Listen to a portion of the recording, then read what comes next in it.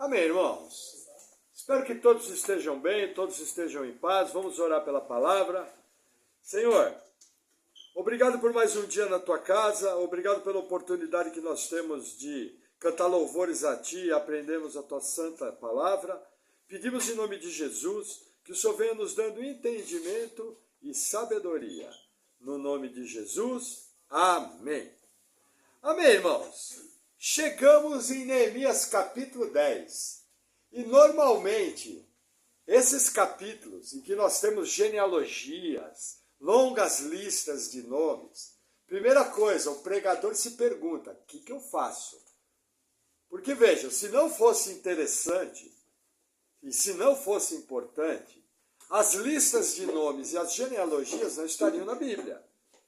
Se Deus colocou, é porque elas têm a sua relevância. Então, assim, primeira dica importante. O que as genealogias e as listas de nomes nos ensinam? Que Deus é um Deus pessoal, que conhece e trata com cada um dos seus filhos de maneira individual. Senão não haveria uma preocupação de se registrar pelo nome quem foram as pessoas que participaram de determinado evento. Outro detalhe importante, é uma forma de materializar o evento. Veja, quando eu leio uma história e naquela história aparecem pessoas descritas pelo seu nome, a minha mente tem uma facilidade de identificar, opa, peraí, isso aqui aconteceu, foi um fato.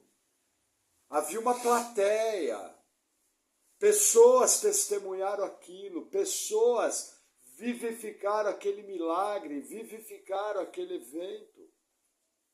Mostrando o quê? Que toda essa história registrada na Bíblia é vivida pelo povo de Deus, como eu e como você. Agora, uma coisa importante é eu não querer ir além do que o texto fala. Se o texto é um registro, é um registro. O que está dizendo? As pessoas que estiveram lá. Qual é o outro problema? O primeiro problema é o desprezar o texto. O segundo problema é o dar o sentido no texto, que jamais passou pela mente do escritor bíblico. Por exemplo, tem gente que tem o hábito, e gente famosa, de buscar sentido nos nomes da Bíblia.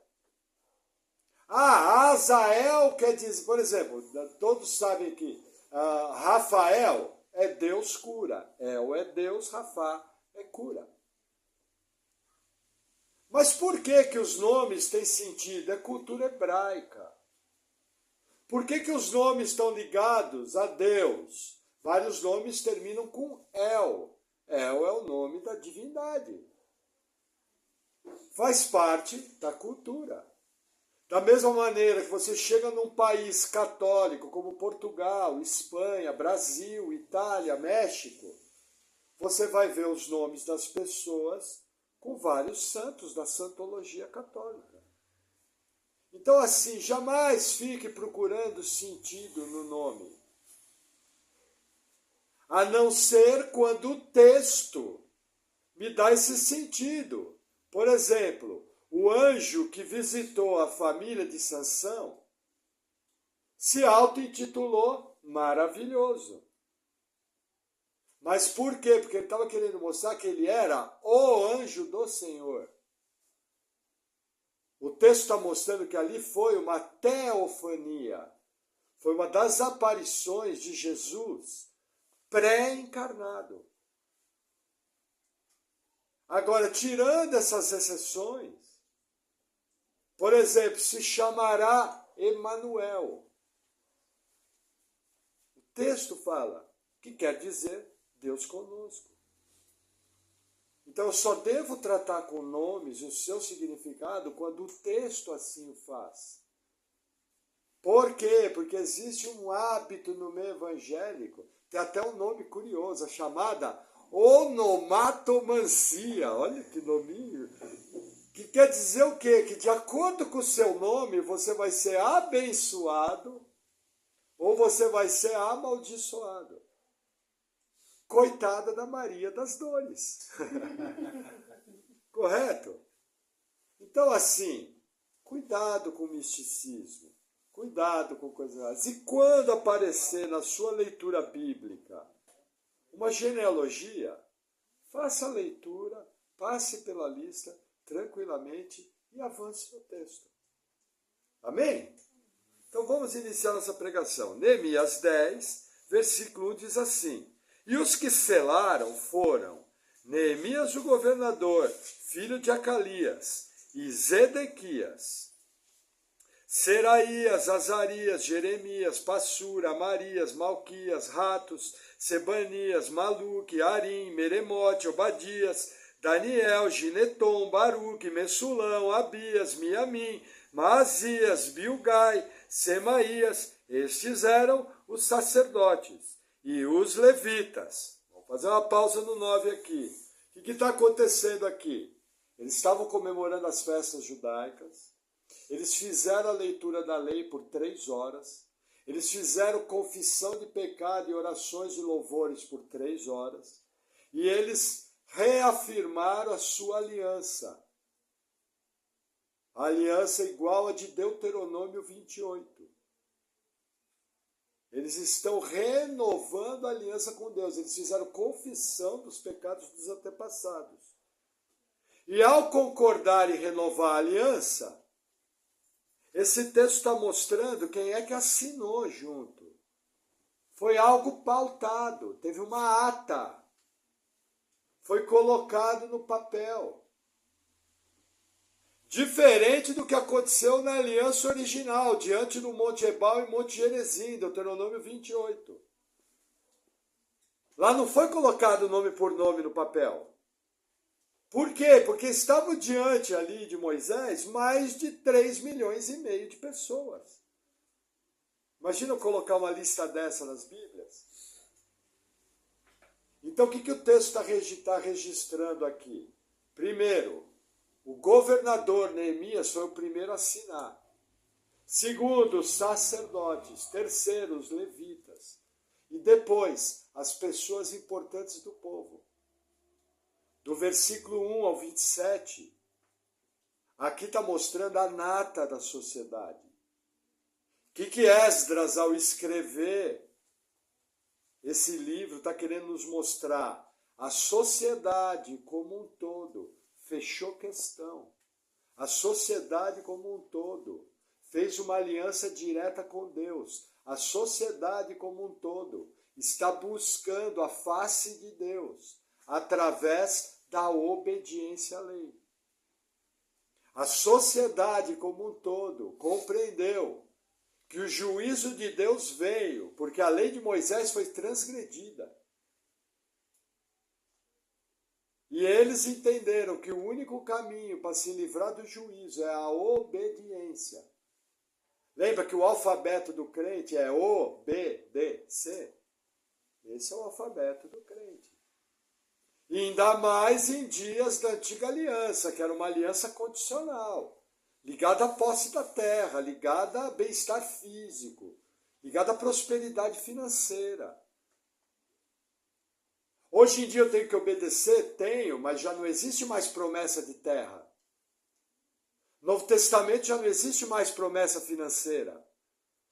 No Novo Testamento a promessa é tendo que comer, tendo que vestir, nisso dai graças, fechou. Entendeu? Promessa de terra não precisa, porque eu sou peregrino e estrangeiro. A minha pátria não é daqui. Porém, eu tenho uma casa, eu tenho um carro, eu tenho um relativo conforto, tenho boa comida na mesa. Mas isso aí é porque Deus é bom e Ele resolveu colocar uma cerejinha no bolo. Mas não existe nenhuma promessa no Novo Testamento de prosperidade.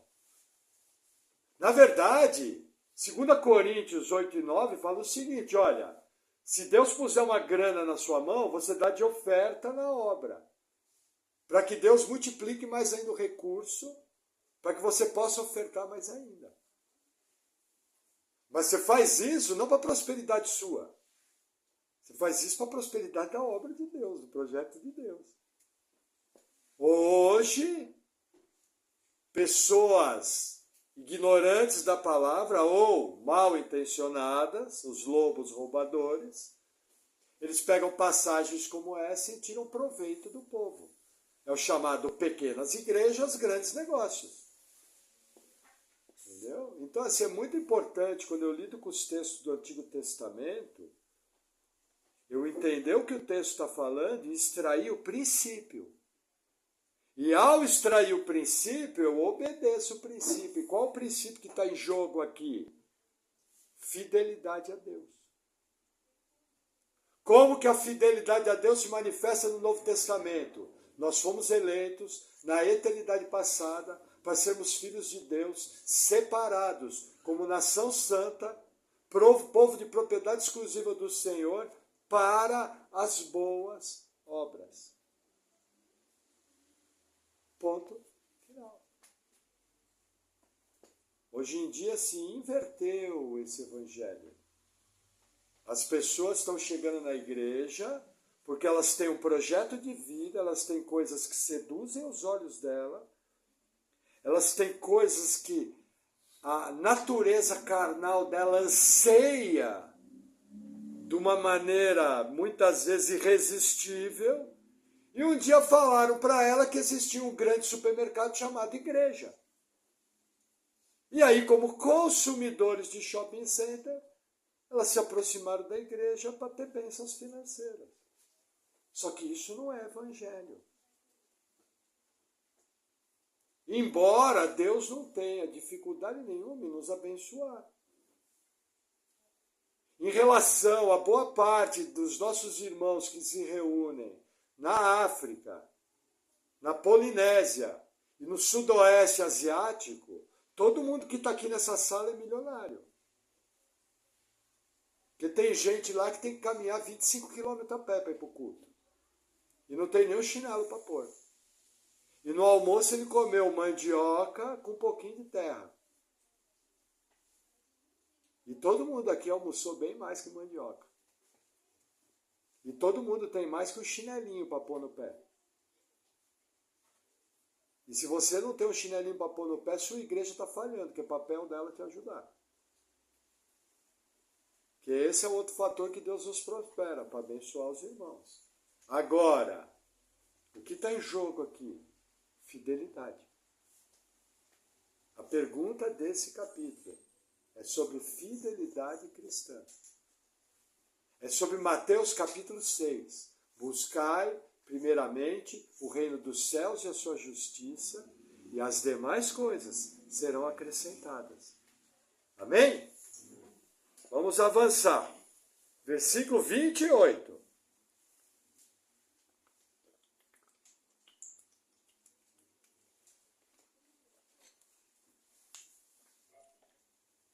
E o restante do povo, os sacerdotes, os levitas, os porteiros, os cantores, os netineus, todos os que se tinham separado do povo, das terras, para a lei de Deus, suas mulheres, seus filhos e suas filhas, todos os que tinham conhecimento e entendimento, firmemente aderiram a seus irmãos, os mais nobres dentre eles, e convieram num anátema e num juramento de que andariam na lei de Deus, que foi dada pelo ministério de Moisés, servo de Deus, e de que guardariam e cumpririam todos os mandamentos do Senhor nosso Senhor, e os seus juízos e os seus estatutos. O que acontece aqui?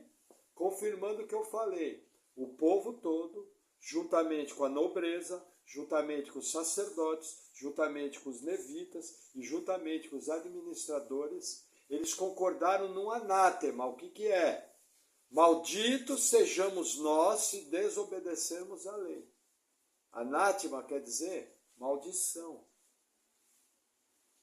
O que eles fizeram? Eles estão fazendo a confirmação de Deuteronômio 28. Se me obedeceres e atentareis às minhas palavras, as seguintes bênçãos seguirão. Bendito será entrar, bendito será sair, sabe aquele blá blá blá todo que o maldito, o maligno evangelho da prosperidade insiste em tirar do contexto. Só que eles nunca lêem a segunda parte, né? Mas se me desobedecerem, as seguintes maldições virão sobre ti. E aí é do 16 ao 64, só de maldição.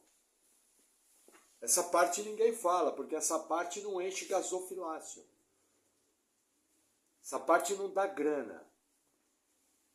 Nossa mentalidade ocidental, século XXI, mercantilista, não entra na cabeça isso aí. Nós queremos é vida boa, comida boa e ninguém me perturbe. É o seguinte, pastor, eu até dou grana na igreja, mas não me incomode no meu projeto pessoal. Porque eu também não estou para perder muito tempo na obra de Deus. Eu venho aqui, venho para o culto, ó, o que o pastor falar, eu obedeço, mas ó, até aí. Essa história de ler Bíblia todo dia, de orar, jejuar, pastor, ô, Bíblia, tá, jejuar é coisa para o Paulo. Percebe o tipo de evangelho que se vendeu? Ninguém mais serve a Cristo. Na verdade, na mente de muita gente, Cristo me serve. Na mente de muita gente, eu criei um ídolo, que o que é? A minha vida, o meu projeto, o meu sonho.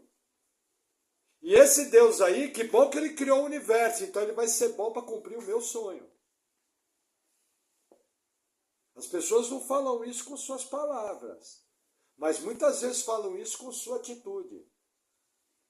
Ah, pastor, como é que você sabe? Ao tanto que elas ficam bicudas e contrariadas quando algo vai mal. Ou quando algo dá errado. Não acredito que Deus fez isso. Como que Deus permitiu que eu ficasse doente? Ô, Bíblia, acorda. O salário do pecado é a morte, o caminho da morte é a doença. Você deveria fazer uma pergunta. Nossa, não acredito por que Deus me manteve são hoje. Porque com a entrada do pecado, a regra natural era passar doente. A pergunta tinha que ser o contrário. Percebe que existem formas de se aproximar de Cristo? E essas formas vão ditar o que vai no seu coração. Qual que é a prioridade? Qual é a sua fidelidade? Até que ponto você está disposto, por exemplo, a lutar contra o pecado que tão de perto te assola? Ah, pastor, eu estou me esforçando. Mas Hebreus fala de muito mais que esforço. Hebreus fala, vocês ainda não resistiam até o sangue. Ô pastor, peraí, mas isso aí é para a turma de Hebreus. Quando eu comecei a vir nessa igreja, não tinha nada escrito aquele papelzinho que você me deu lá. Não tinha papelzinho também, mas entende como é a cabeça das pessoas? Quando você começa a tocar no conforto das pessoas, o problema começa. Quando você começa a tocar, porque veja, nós não somos apenas salvos por Cristo. Nós somos chamados a ser discípulos de Cristo. E ser discípulo de Cristo muitas vezes fala de sofrer o dano. Muitas vezes fala de caminhar a segunda milha. Muitas vezes fala de sofrer ofensa. Muitas vezes fala de fazer o sacrifício. Na escola bíblica hoje, o versículo que foi falado, Paulo fala, por isso eu mesmo esmurro o meu corpo, trago ele à servidão, para que eu mesmo não seja reprovado. Por quê? Porque Paulo sabia que ele era salvo. Mas Paulo queria ter um ministério aprovado.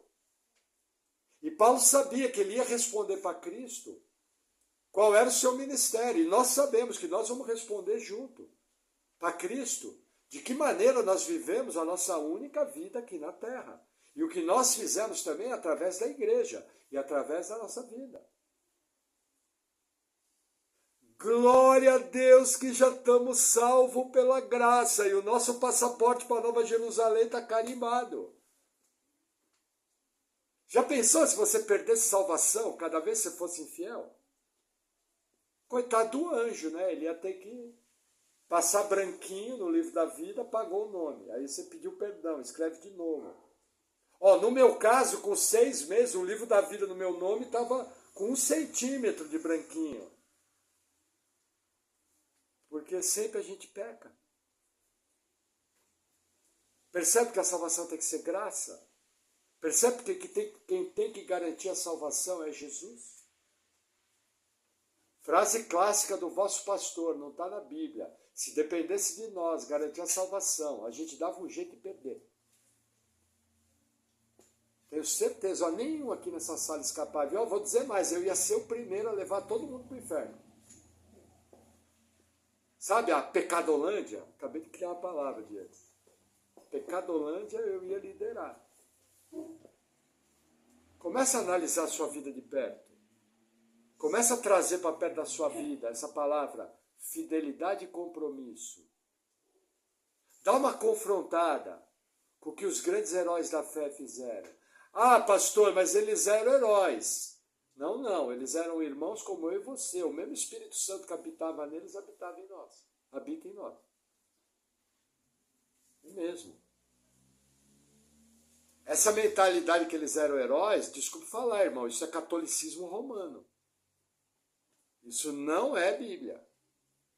Em nenhum lugar da Bíblia fala para você tratar os heróis da fé de maneira separada. Na verdade, eles estão lá para mostrar pessoas com a mesma luta, pessoas com a mesma debilidade, pessoas que passam pelos mesmos sacrifícios e servem a Deus. E são usados para o seu propósito. Por isso que eles estão lá. Amém? Vamos seguir. Versículo 30. Eles continuam falando dos estatutos e juízos, e que não daríamos as nossas filhas aos povos da terra, nem tomaríamos as filhas deles para os nossos filhos, e que trazendo os povos da terra no dia de sábado qualquer mercadoria e qualquer grão para venderem, nada compraríamos deles no sábado, nem no dia santificado, e no 7º ano deixaríamos descansar a terra e perdoaríamos toda e qualquer cobrança. O que eles estão falando aqui? Primeiro, casamento misto. Ó, nós não vamos casar com as estrangeiras. Lembra do capítulo que nós estudamos em Esdras? Que eles despediram todas as mulheres estrangeiras? É por causa disso aqui. É o mesmo problema. E em Neemias esse problema vai reaparecer. Mas eles vão mais longe, falando, olha, nós vamos guardar o sábado e nós vamos guardar o ano sabático. Lembra que por 490 anos Israel não guardou o ano sabático? O que Deus fez? Botou 70 anos no cativeiro. 1 ano a cada 7. Ah, vocês não querem guardar de bom grado? Tranquilo, eu vou botar vocês no exílio e a terra vai descansar os 70 anos que tinha que descansar. E assim foi. 586 a.C., o templo é destruído. 516 depois de Cristo, 70 exatos anos depois, o templo é reconstruído, o templo e o culto volta. 1 ano para cada 7 anos daqueles 490. O que o povo fez aqui? Leu a lei. O que eles falaram? Nós desobedecemos profetas. O que eles estão falando? Essa geração não vai fazer a mesma coisa que a anterior. Aprendemos com os erros. Irmãos, é muito importante você aprender com os erros do passado. Veja, o tolo nunca aprende. O não tão tolo aprende com os erros dos outros. O que é um pouquinho esperto aprende com os próprios erros do passado. E o camarada que é bem atento e consagrado, ele aprende com a Bíblia. Porque ela está aí para nos avisar. Você só desobedece, ou porque você não conhece, ou porque é desobediente. Nos dois você está errado. Porque Jesus é repetitivo, mandando a gente cada vez mais conhecer a Ele. É um dos chamados para o salvo. Ih, pastor, dá muito trabalho. Dá não, irmão. O problema é que você está com o coração muito cheio das coisas do mundo. O problema é que você está buscando satisfação onde nunca vai dar satisfação. Entendeu? Você é um camarada que foi salvo para adorar a Deus. E você está querendo adorar o seu umbigo. A sua alegria está em Deus e você está querendo ser alegre no seu umbigo. Sabe o que vai acontecer? Você vai viver sua vida parcialmente.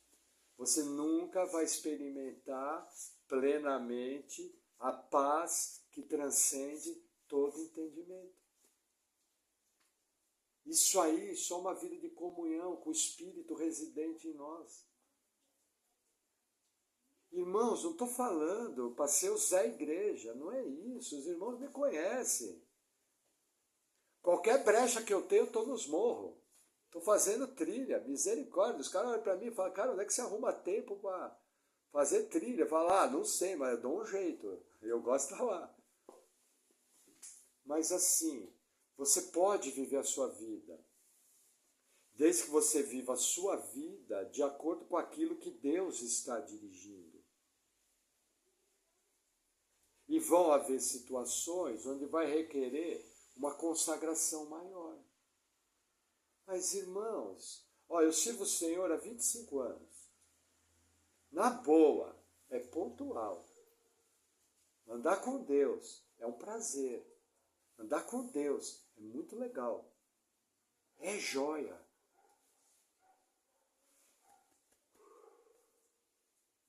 Nada acusa.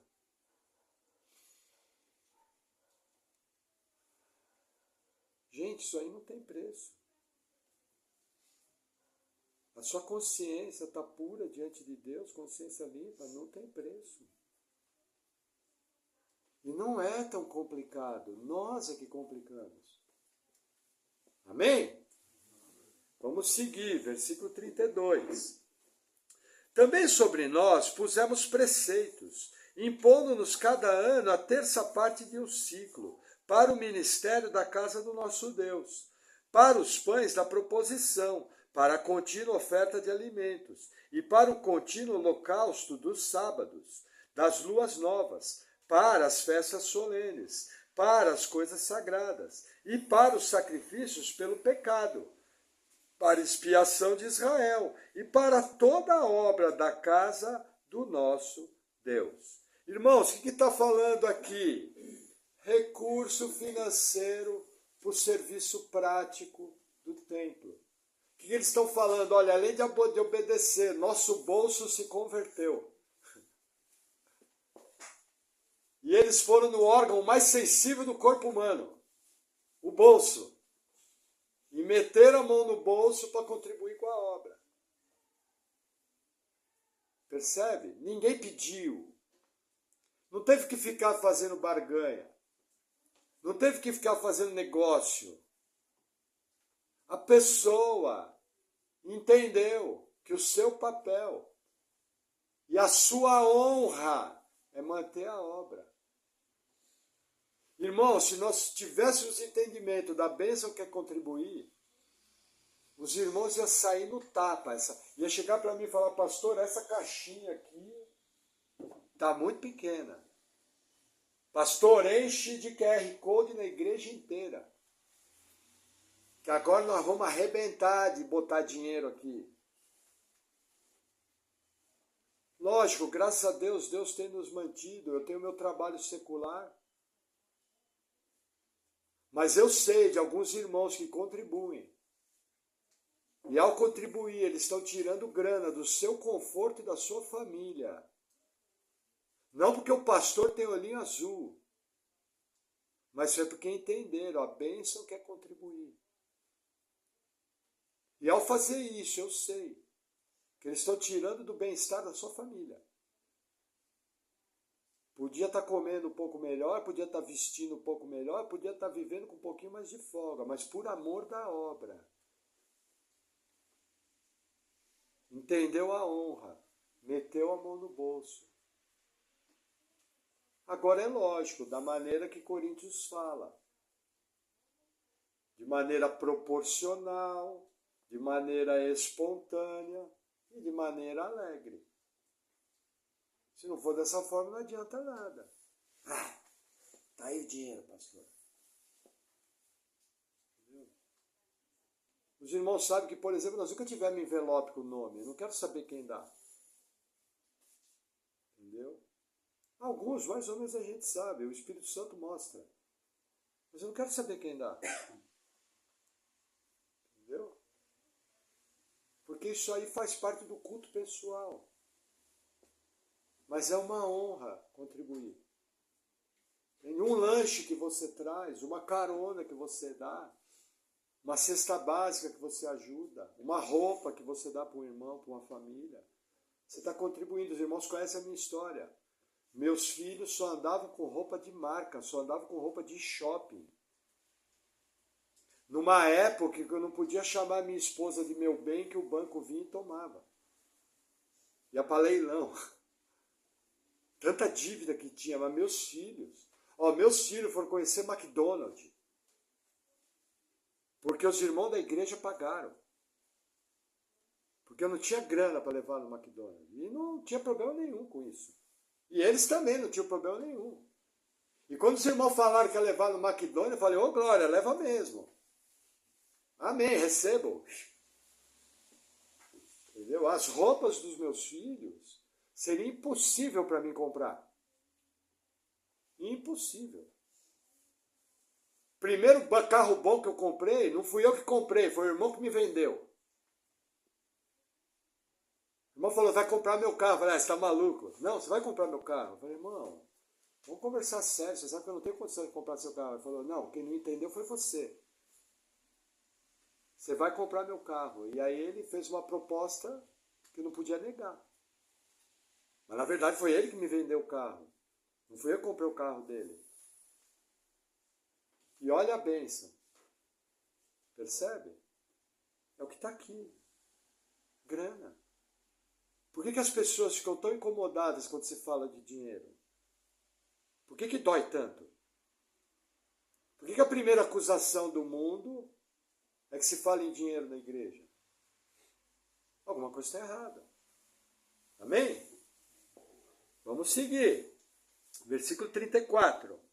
Também lançamos sortes entre os sacerdotes, levitas e o povo, acerca da oferta da lenha que se havia de trazer à casa do nosso Deus, segundo as casas dos nossos pais, a tempos determinados, de ano em ano, para se queimar sobre o altar do Senhor nosso Deus, como está escrito na lei. Vamos fazer uma pausa aqui, irmãos. Precisava de lenha para queimar o sacrifício. E vou te contar uma coisa que talvez você nunca percebeu. A lenha não sai da floresta correndo e entra sozinha no templo. Você tem que ir lá, escolher a árvore, cortar. Né, irmão João? Fazer tudo e trazer. E custa. Numa sociedade onde uma das matérias-primas mais caras que tinha era a lenha. Não tinha ferro como é hoje. Havia o ferro, mas era muito mais escasso. Eles lançaram sorte, sortearam, todo mundo estava encarregado de trazer lenha, de ano em ano. E aí, encerrando o capítulo 35, que também traríamos as primícias da nossa terra, e as primícias de todos os frutos, de todas as árvores, de ano em ano, à casa do Senhor, e os primogênitos dos nossos filhos, e do nosso gado, como está escrito na lei, e que os primogênitos do nosso gado e das nossas ovelhas traríamos à casa do nosso Deus, aos sacerdotes, para que ministram na casa do nosso Deus, e que as primícias da nossa massa, as nossas ofertas alçadas, o fruto de toda a árvore, o mosto, o azeite, traríamos aos sacerdotes, as câmaras da casa do nosso Deus, e os dízimos da nossa terra aos levitas, e que os levitas receberiam os dízimos de todas as cidades, da nossa lavoura. E que o sacerdote, filho de Arão, estaria com os levitas, quando os levitas recebessem os dízimos, e que os levitas trariam os dízimos dos dízimos à casa do nosso Deus, as câmaras da casa do tesouro. Porque aquelas câmaras, os filhos de Israel e os filhos de Levi devem trazer ofertas alçadas do grão, do mosto, do azeite, porquanto ali estão os vasos do santuário, como também os sacerdotes que ministram, os porteiros e os cantores, e que assim não desampararíamos a casa do nosso Deus. O que está aqui? Aqui está um dos textos mais importantes sobre dízimo. Por que esse texto é importante? No Novo Testamento existem irmãos. Não estou julgando o caráter. Eu conheço irmãos consagrados, tementes a Deus, que falam que dízimo é obrigatório. Mas no Novo Testamento, dízimo não é obrigatório. Dízimo é obrigatório na lei de Moisés. Tem igreja que pratica o dízimo? Sim. Pode receber dízimo? Pode. Você só não pode colocar como lei. Aqui na igreja, eu conheci irmãos, já teve irmãos. Tinha irmão que eu morria de rir. O irmão dizimava, o irmão ofertava, e o irmão dividia o salário por 30 e dava um dia de primícia. Aí chegava aquela pacoteira. O irmão era bem próspero. Naquele ano, quem fechou a diferença do meu caixa, que foi um ano difícil para a gente, aquele irmão sem saber, me ajudou a botar comida na mesa. Sem saber. Só que aí, veja, meu compromisso é com a palavra. Quando eu percebi quem era, eu fiquei cercando para ver quem era. Peguei a calculadora, calculei tudo, era assim, 10% dízimo, 5% oferta, que numa das palavras eu dei uma sugestão. E aí, pelo cálculo do dízimo, eu dividi por 30, achei as primícias. Eu falei, já sei, está fazendo isso. Alguém ensinou para ele assim. Aí chamei e falei, irmão, é você que está fazendo tal coisa? Aí o irmão ficou e falou, é. Eu falei, irmão, deixa eu te explicar uma coisa. Você sabe que nós vivemos dias do Novo Testamento. Deixa eu te falar, é minha responsabilidade como seu pastor. Você não é obrigado a fazer isso. Não, pastor, mas na igreja que eu congregava eles faziam, eu acho legal. Eu falei, não, tudo bem, tem igreja que ensina isso, mas você entendeu que você não é obrigado? Aí o irmão falou, entendi, mas eu quero dar. Eu falei, então é o seguinte, o que você está fazendo é uma oferta nesse valor. E fique à vontade, não vou mais conversar com você desse assunto. Enquanto aquele irmão congregou entre nós, hoje já não está mais entre a gente, era um relógio. E o irmão estava feliz. Então, o que é importante? Veja, você não pode tratar as coisas do Antigo Testamento como obrigatórias. Mas muitas igrejas usam o princípio do dízimo. Por quê? Porque 10% nunca ninguém ficou pobre e nunca ninguém ficou rico demais. É um princípio equilibrado. Mas tem igrejas, por exemplo, eu conheço exemplos de igrejas americanas que é 5% dízimo. Tem igreja que o pastor tem que mandar parar de vir oferta, porque tem tanta grana no caixa que já nem precisa mais. Existe isso, irmãos. Principalmente lá fora. Lá fora os americanos são mão aberta. Aqui no Brasil a coisa é mais complicada, até pela dificuldade do nosso povo. Entendeu? Mas assim, cuidado. O que é prioridade?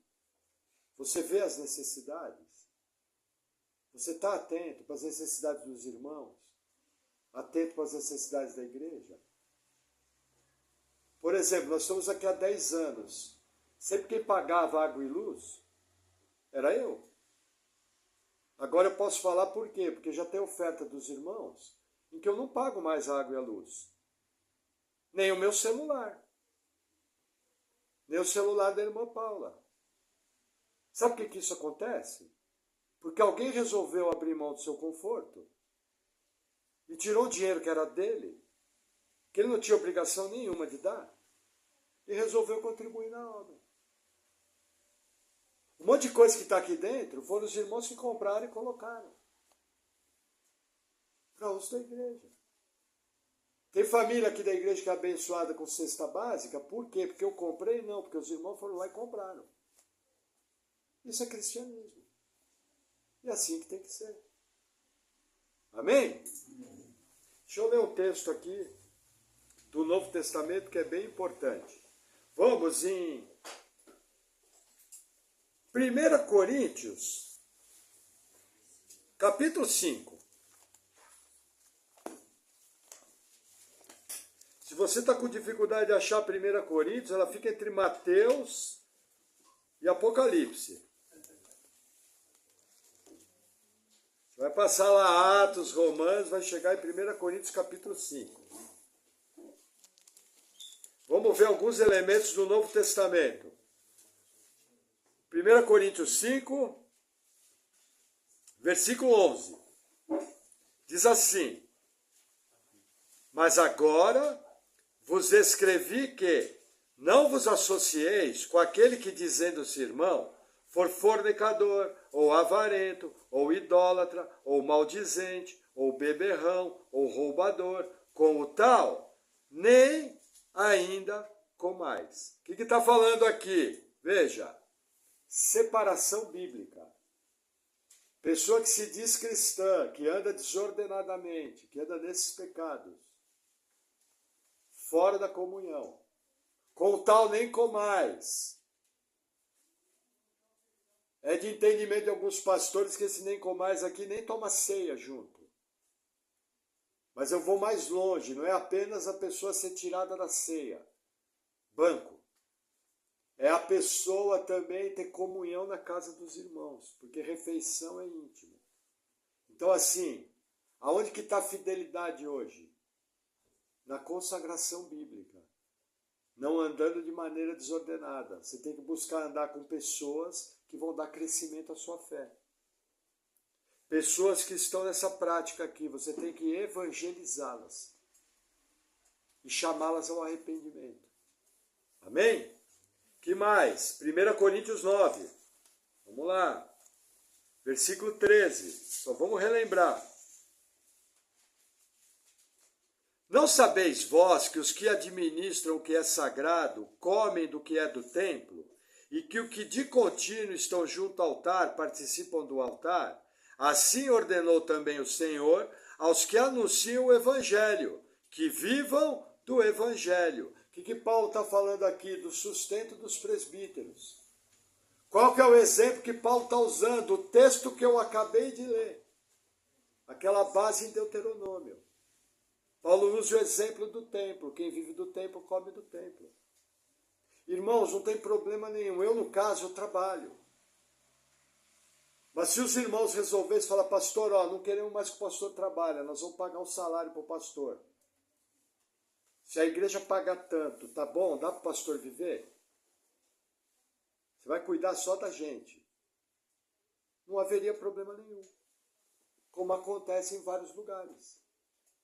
Entendeu? Agora, o problema é fazer do evangelho negócio.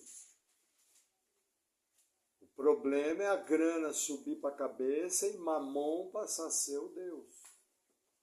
Essa é uma armadilha para vários líderes. Lembra, não esqueça, pequenas igrejas, grandes negócios. Cuidado, você não é trouxa. Se você fosse trouxa, você não era crente. Entendeu? Nós temos o Espírito da graça habitando em nós. Todo discernimento e percepção. Mais um texto, 1 Coríntios 16. Só estou relembrando que nós acabamos de estudar, em dias do Novo Testamento. Ora, quanto à coleta que se faz para os santos, fazei vós também o mesmo que ordenei às igrejas da Galácia. No primeiro dia da semana, cada um de vós ponha de parte o que puder ajuntar, conforme a sua prosperidade, para que não se façam as coletas quando eu chegar. O que está falando aqui? A igreja se reunia no primeiro dia da semana, domingo. Era hábito ali. A igreja não guardava sábado.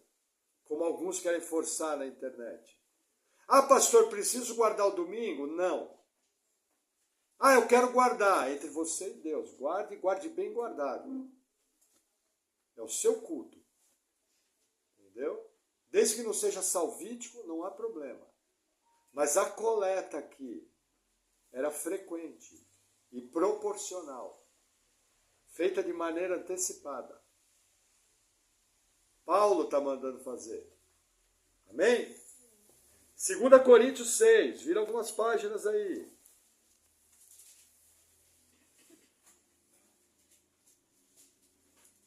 Versículo 14. Não vos prendais a um jugo desigual com os infiéis, porque que sociedade tem a justiça com a injustiça? Que comunhão tem a luz com as trevas? E que concórdia há entre Cristo e Belial? Ou que parte tem o fiel com o infiel? Irmãos, aqui está falando da comunhão com coisas erradas. Aqui está falando da consagração. Isso aqui é muito amplo. Não queira reduzir o versículo. Existe um grau de separação que envolve nosso culto cristão. Você precisa virar o Zé Chato, porque tem crente que é o Zé Chato. Quem já viu o Zé Chato? Eu já fui o Zé Chato. Normalmente novo convertido é bem chato, né? Não pode nem espirrar na igreja, se espirrar é pecado. Sabe, você não precisa ser o chato, mas veja. Uma coisa é você ser um cego fanático, outra coisa é você ser consagrado. Determinadas coisas são aparência do mal. Determinadas coisas são mau testemunho. Determinadas coisas maculam. Que concordância há entre o fiel e o infiel? Aonde você quer chegar na vida cristã, se todas as suas amizades são incrédulas? Aonde você acha que você vai chegar? Você vai chegar nos mesmos alvos dos incrédulos. Então, cuidado. Amém? Mesmo a 2 Coríntios, capítulo 13, para encerrar. Versículo 11. Olha que legal.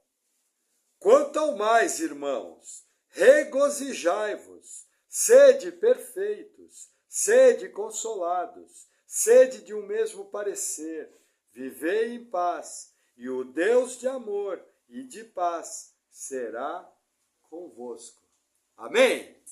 Essa é a nossa oração. Que Deus possa nos guiar para a sua paz, para a sua obediência, para uma vida cristã simples, porém cheia de amor e de consagração. Amém? Vamos orar?